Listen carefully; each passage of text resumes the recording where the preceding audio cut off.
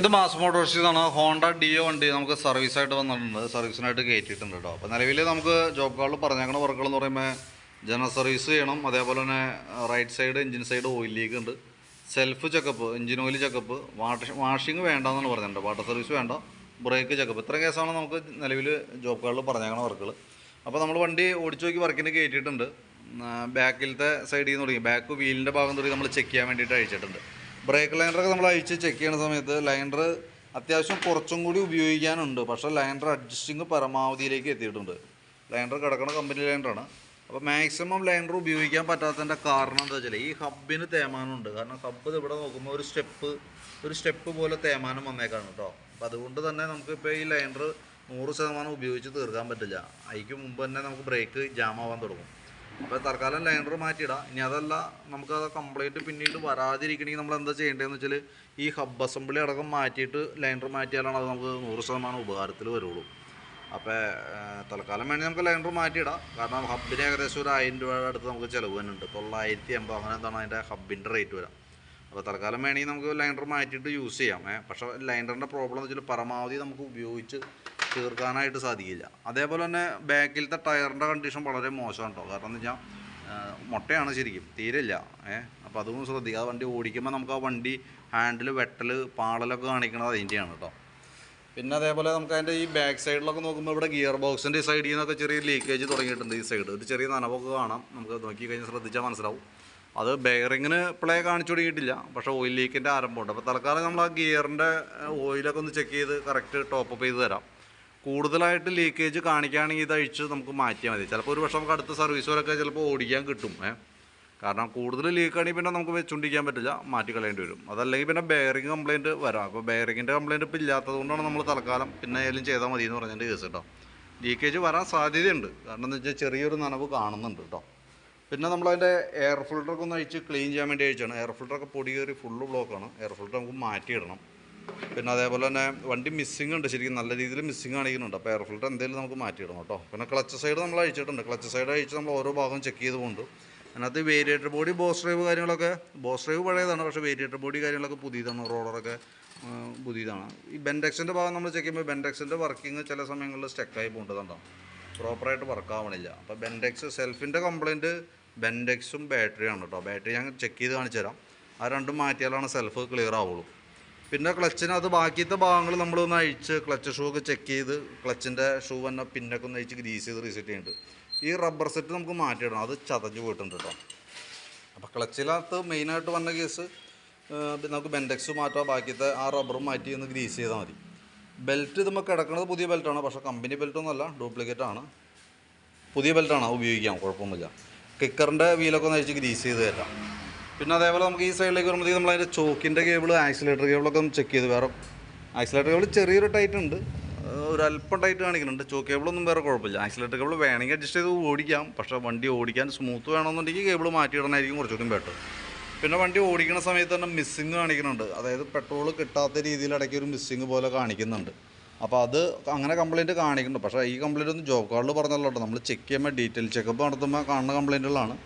അപ്പോൾ ആ ഒരു കംപ്ലയിൻറ്റ് സാധാരണ കാർബറേറ്ററുമായി റിലേറ്റഡ് ആയിട്ട് വന്ന കംപ്ലയിൻറ്റാണ്. ഇതിനകത്ത് നോക്കുമ്പോൾ ഈ പെട്രോൾ പൈപ്പ് കാര്യങ്ങളൊക്കെ പുതിയതായിട്ട് കാണുന്നുണ്ട്, പെട്രോളിൻ്റെ ടാപ്പൊക്കെ പുതിയതിരിക്കുന്നത് കേട്ടോ. അപ്പോൾ കാർബറേറ്റർ ഒന്ന് അഴിച്ച് ക്ലീൻ ചെയ്ത് നോക്കണമല്ല, കാരണം ഇപ്പോഴത്തെ ഒരു കണ്ടീഷൻ വെച്ചിട്ട് ഒട്ടുമിക്ക വണ്ടികളിലും സ്ലോ ജെറ്റ് കാര്യങ്ങളൊക്കെ ബ്ലോക്കായിട്ട് വരാം. അത് നമ്മുടെ ഇപ്പോഴത്തെ പെട്രോളിൻ്റെ ഒരു പ്രോബ്ലമാണ്.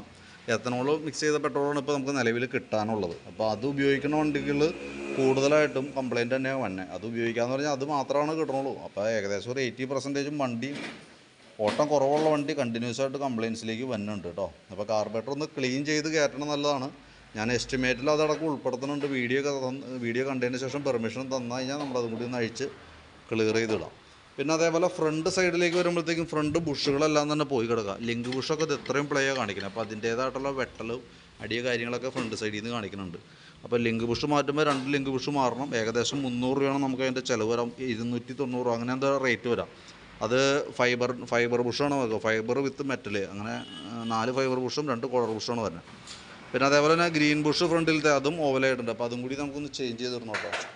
ഫ്രണ്ടിലത്തെ ബ്രേക്ക് ലൈനറൊക്കെ അത്യാവശ്യം ഉപയോഗിക്കാനുണ്ട്. ബ്രേക്ക് ക്യാമൊക്കെ ഒന്ന് അഴിച്ച് ഗ്രീസ് ചെയ്ത് ലൈനർ ക്ലീൻ ചെയ്ത് കയറ്റിയാൽ മതി. സ്പീഡോമീറ്ററിൻ്റെ അകത്ത് വരുന്ന ക്രൗണ് ബീൻ സെറ്റ് കംപ്ലയിൻ്റ് ഉണ്ട്. അപ്പോൾ അതുകൊണ്ട് തന്നെ നമുക്ക് കേബിളിന് വേറെ പ്രോബ്ലം ഇല്ല. അപ്പോൾ ക്രൗണും പിന്നിനും മാറ്റി കഴിഞ്ഞാൽ മീറ്ററിൻ്റെ ദിവസം ഓക്കെ ആയിക്കോളും. പിന്നുള്ളൊരു കംപ്ലയിൻ്റ് എന്ന് പറഞ്ഞു കഴിഞ്ഞാൽ ഫ്രണ്ടിലത്തെ മൺകാട് ഇവിടെ ബോൾട്ടൊക്കെ ലൂസായിട്ട് നല്ല ഷെയ്ക്ക് കാണിക്കുന്നുണ്ട് കേട്ടോ. അത് കൂടാതെ കൊണ്ട് വണ്ടിയുടെ സൈഡ് റൊട്ടേഷൻ ഒരു കൂടുതലായിട്ട് തന്നെ. കാരണം എന്താ വെച്ചാൽ വണ്ടി ഇപ്പം നിർത്തിയിട്ട് നമ്മളിപ്പോൾ യു ടേണൊക്കെ എടുക്കാനായിട്ട് ശ്രമിച്ചു കഴിഞ്ഞാൽ ഈ ഭാഗത്ത് സ്റ്റോപ്പർ പൊട്ടിപ്പോയേക്കാം, രണ്ട് സൈഡും പോയേക്കാം. അതുകൊണ്ട് തന്നെ നമ്മൾ പ്രതീക്ഷിക്കുന്നതിലും കൂടുതൽ ഓടിയാണ് ഹാൻഡിലിന് വരാം. അപ്പോൾ ശരിക്കും പറഞ്ഞാൽ ഏതായാലും ഇപ്പോൾ ഇത്ര അഴിച്ചു നിർത്തിയിട്ടുണ്ട്. അപ്പോൾ കൂട്ടത്തേക്കൂടെ വേണമെങ്കിൽ നമുക്കത് സ്റ്റോപ്പർ വെൽഡ് ചെയ്ത് റെഡിയാക്കാവുന്നേ ഉള്ളൂ. ആ മൺകാടൊന്ന് അഴിച്ചെടുത്തിട്ട് നമുക്ക് അതുകൂടി ഒന്ന് വേണമെങ്കിൽ വെൽഡ് ചെയ്ത് ക്ലിയർ ചെയ്ത് തരാം. അപ്പോൾ നോക്കിയിട്ട് പറഞ്ഞാൽ മതി. പിന്നെ അതേപോലെ ബാറ്ററിയുടെ കംപ്ലയിൻ്റാണ് സെൽഫ് എടുക്കാത്തത്. നമുക്കിതും ഇരിക്കുന്ന ബാറ്ററി 2024 ബാറ്ററിയാണ്. 2024 മോഡൽ ബാറ്ററിയാണ് വണ്ടി ഇരിക്കണേ. പക്ഷേ അതിൻ്റെ വോൾട്ട് നോക്കുമ്പോൾ നോക്കിക്കോ 12.82 വോൾട്ട് കാണിക്കുന്നുണ്ടെങ്കിൽ പോലും ലോഡിലേക്ക് കൊടുക്കുമ്പോൾ 6 വോൾട്ടിലേക്കൊക്കെ വരുന്നുണ്ട്. അപ്പോൾ നമുക്ക് നിലവിൽ 2024 ബാറ്ററി എന്ന് പറയുമ്പോൾ മിക്കവാറും വാറണ്ടി പീരീഡിലുള്ള ബാറ്ററിയാണ്. അപ്പോൾ അതൊന്ന് ചാർജ് ചെയ്ത് നോക്കാം. നോക്കിയിട്ട് അതിന് ശേഷം നമുക്ക് കംപ്ലയിൻറ്റ്സ് റിപ്പീറ്റ് ചെക്ക് ചെയ്യുന്ന സമയത്ത് കംപ്ലയിൻറ്റ് കാണിക്കുകയാണെങ്കിൽ നമുക്ക് ബാറ്ററി പുതിയത് വയ്ക്കേണ്ടതായിട്ട് വരും കേട്ടോ. അപ്പോൾ വാറണ്ടിയിലുള്ളതാണെന്ന് വാറണ്ടി പീരീഡ് ഉണ്ട്. അപ്പം കാർഡ് കാര്യങ്ങളൊക്കെ ഉണ്ടെങ്കിൽ നമുക്കത് ക്ലെയിം ചെയ്യാവുന്നേ ഉള്ളൂ. പിന്നെ അതേപോലെ തന്നെ ബ്രേക്കിൻ്റെ കേബിളുകളും കംപ്ലയിൻ്റ് ഉണ്ട് കേട്ടോ. ഫ്രണ്ട് ബ്രേക്കിലേക്ക് വരുന്ന 2 കേബിളുകൾ, കോമ്പി ബ്രേക്കിൻ്റെ കേബിളും ഫ്രണ്ട് ബ്രേക്കിൻ്റെ കേബിളും കംപ്ലയിൻ്റ് ഉണ്ട്. കൂട്ടത്തേക്കൂടെ ബാക്കിലത്തെ ബ്രേക്ക് കേബിളും കൂടി മാറ്റിയിട്ടാണെങ്കിൽ ആ ബ്രേക്കിൻ്റെ കേസ് ക്ലിയർ ആയി പോയിക്കോളൂ. കാരണം ബ്രേക്കിൻ്റെ ഇവിടെ ഔട്ടറൊക്കെ പൊട്ടിയിട്ട് അതും ടൈറ്റ് കാണിച്ചു തുടങ്ങിയിട്ടുണ്ട്. അപ്പോൾ അതും കൂടി ചെയ്താലാണ് ക്ലിയർ ആവുള്ളൂ. പിന്നെ ഉള്ളത് നമുക്ക് ഈ സൈഡിലേക്ക് വരുമ്പോൾ സ്പാർക്ക് പ്ലഗ്ഗൊക്കെ നമ്മളൊന്ന് അഴിച്ച് ക്ലീൻ ചെയ്യാൻ വേണ്ടി അഴിച്ചിട്ടുണ്ട്. പ്ലഗ് നമുക്ക് കിടക്കുന്നത് പുതിയ പ്ലഗ്ഗാണ് കേട്ടോ. അപ്പോൾ തൽക്കാലം ഒന്ന് ക്ലീൻ ചെയ്ത് നമുക്ക് റീസെറ്റ് ചെയ്യാം. എയർ ഫിൽറ്റർ നമ്മൾ മാറ്റണം. അതേപോലെ കാർബറേറ്റർ അഴിച്ച് ക്ലീൻ ചെയ്ത് പ്ലഗും കൂടി ക്ലീൻ ചെയ്തിട്ട് അപ്പോൾ ആ സെക്ഷൻ ഓക്കെ ആയിക്കോളും. പിന്നെ സെക്കൻഡറി ഫിൽറ്റർ യൂണിറ്റ് ഇതാണ് സ്പോഞ്ച് മോഡൽ. അത് മൊത്തം പൊടിഞ്ഞു പോയേക്കാണ് കേട്ടോ. അതും കൂടി ഒന്ന് ചേഞ്ച് ചെയ്തിടാം. അത് ശരിക്കും വരുന്നത് ഈ ഭാഗത്താണ്, എഞ്ചിൻ റൂമിൻ്റെ ഉള്ളിൽ ഈ സൈഡിലായിട്ട് വന്ന പീസാണ് കേട്ടോ. പിന്നെ അതിൻ്റെ മെയിനായിട്ട് വന്ന ഒരു കംപ്ലയിൻ്റ് എന്ന് പറഞ്ഞാൽ എഞ്ചിൻ ഓയിൽ ലീക്കാണ്. ഓയിൽ ലീക്കിൻ്റെ ഭാഗമായിട്ട് നമ്മൾ ചെക്ക് ചെയ്യാൻ വേണ്ടിയിട്ട് അഴിച്ചാണ്. അപ്പോൾ ഇവിടെ ഈ ഓയിൽ പമ്പ് കവറിൻ്റെ ഇവിടുത്തെ ഓറിക്ക് പോയേക്കണതാണ് മെയിനായിട്ട് വന്ന കംപ്ലയിൻറ്റ്. ഇതിൻ്റെ സാധാരണ രീതിയിൽ ക്രാങ്കിൻ്റെ ഓയിൽ സീൽ പോയി കഴിഞ്ഞാൽ സ്വാഭാവികമായിട്ടും അത് ചെയ്താൽ ക്ലിയർ ആവാറില്ല. കാരണം എന്ന് വെച്ചാൽ ക്രാങ്ക് ഓയിൽ സീൽ പോയി കഴിഞ്ഞാൽ ശരിക്കും ആ ഓയിൽ സീൽ അടിക്കേണ്ടത് ഉള്ളിൽ നിന്ന് പുറത്തേക്കാണ് അടിക്കണത്. അപ്പോൾ അത് ഉള്ളിൽ നിന്ന് പുറത്തേക്ക് അടിക്കണമെങ്കിൽ എഞ്ചിൻ ഫുള്ളായിട്ട് അഴിച്ച് ചെയ്യേണ്ട കേസാണ്. പക്ഷേ ആ സൈഡിൽ ചെറിയൊരു നനവുണ്ട്. എന്നാൽ ഈ മേജറായിട്ട് കാണിക്കുന്ന ലീക്കിൻ്റെ കാരണം ഇതിൻ്റെ ഉള്ളിൽ തന്നെ ഒരു ഓറിങ് ഉണ്ട്. ആ ഓറിങ് വേണം. അത് തൽക്കാലം അത് ക്ലീൻ ചെയ്തിട്ട് നമുക്ക് ആ ഓറിങ് മാറ്റിയിടാം.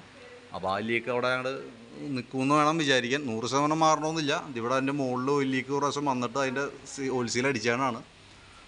എന്നാലും താരതമ്യേന ഇത്ര ലീക്കേജ് കാണിക്കില്ല, എന്തെങ്കിലും കുറഞ്ഞോളും കേട്ടോ. ആ രീതിയിൽ നമുക്ക് സെറ്റാക്കാം. പിന്നെ എഞ്ചിൻ ഓയിൽ മാറ്റുന്നുണ്ട് കേട്ടോ. അപ്പോൾ ഞാൻ അതിൻ്റെ ഏകദേശം ഒരു എസ്റ്റിമേറ്റ് ആക്കിയിട്ടേ നിലവിൽ നമുക്കിപ്പോൾ എഞ്ചിൻ ഓയിൽ ലീക്കിൻ്റെ കേസ്, ബാക്കിലത്തെ ബ്രേക്ക്, അതേപോലെ തന്നെ ഫ്രണ്ടിലേക്ക് ആ ക്ലച്ച് സൈഡിലേക്ക് വരുമ്പോഴത്തേക്കും ബെൻഡെക്സ്, ഈ പറഞ്ഞ രീതിയുടെ secondary filter, air filter, carburettor cleaning, പിന്നെ വന്നത് ഫ്രണ്ടിലേക്ക് വരുമ്പോൾ ബുഷ് സെറ്റുകൾ, ലിങ്ക് ബുഷും ഷോക്കിൻ്റെ ബുഷ്, സ്പീഡോമീറ്ററിൻ്റെ ക്രൗണ് പിന്നിന് സെറ്റ്, ബ്രേക്കിൻ്റെ കേബിൾ 3 ബസർ നിലവിൽ ഇതും ഇല്ല. അപ്പോൾ ബസറും കൂടി വേണമെങ്കിൽ അതിനകത്ത് ഉൾപ്പെടുത്താം. ജസ്റ്റ് എസ്റ്റിമേറ്റ് ഇടാം. നിങ്ങൾ നോക്കിയിട്ട് പെർമിഷൻ തന്നിട്ട് നമ്മൾ എന്തെങ്കിലും ചെയ്യുള്ളൂ. പിന്നെ ബ്രേക്കിൻ്റെ ഈ ലിവറുകളൊക്കെ ഇവിടെ മൊത്തം തേയ്മാനം വന്നിട്ട് ഈ ഒരു അവസ്ഥയിലാണ് നിൽക്കുന്നത് കേട്ടോ. അപ്പോൾ ആ ലിവറും ബ്രാക്കറ്റും അതൊക്കെ അതിനകത്ത് നമ്മൾ എസ്റ്റിമേറ്റിൽ ഉൾപ്പെടുത്തുന്നുണ്ട്. അപ്പോൾ അത്രയും ഉൾപ്പെടുത്തി ഞാൻ അതിൻ്റെ ഏകദേശം ഒരു എസ്റ്റിമേറ്റ് പ്രിപ്പയർ ചെയ്യാം. ആ ഭാഗങ്ങൾ ഡാമേജുള്ള ഭാഗങ്ങൾ ഉൾപ്പെടുത്തി ബെൻഡെക്സ്, ബാറ്ററി ഒന്ന് ചാർജ് ചെയ്ത് നോക്കട്ടെ. അപ്പോൾ ബാറ്ററി ചാർജിങ്ങിനകത്ത് ഉൾപ്പെടുത്തുന്നുണ്ട്. വാറണ്ടി പീരീഡ് ഉണ്ടെന്തേലും. അപ്പോൾ ബാറ്ററി കംപ്ലയിൻറ്റ് ഉണ്ടെങ്കിൽ അത് മാറ്റിയെടുക്കാവുന്നുള്ളൂ. ആംറോണിൻ്റെ ബാറ്ററിയാണ്. വാറണ്ടി കാർഡ് ഉണ്ടെങ്കിൽ നമുക്കത് മാറ്റിയെടുക്കാനുള്ളൊരു ഓപ്ഷൻ ഉണ്ട്. എവിടെ നിന്നാണോ പർച്ചേസ് ചെയ്തത്, ഇപ്പോൾ ഇവിടെ നിന്നാണെങ്കിൽ നമുക്ക് ഇവിടെ നിന്ന് മാറ്റിയെടുക്കാനുള്ളൊരു ഓപ്ഷൻ ഉണ്ട്.